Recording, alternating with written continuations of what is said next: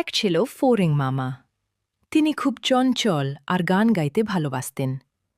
সারাদিন রোদে বসে তিনি টুংটাং করে গান করতেন। একদিন পিঁপড়ে খালা ব্যস্ত হয়ে খাবার জমাচ্ছিল। ফড়িং মামা হেসে বলল, এত কাজ কিসের? এখন তো আনন্দের সময়।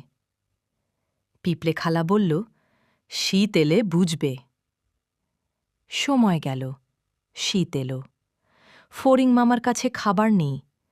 ঠান্ডায় কাঁপতে কাঁপতে সে পিঁপড়ে খালার কাছে গেল।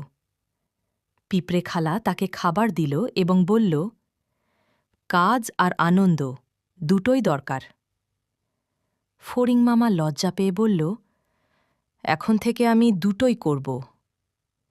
সময়ে কাজ করলে ভবিষ্যতে কষ্ট হয় না। ভিডিওটি ভালো লাগলে চ্যানেলটি লাইক, শেয়ার ও সাবস্ক্রাইব করে দিবেন। ধন্যবাদ।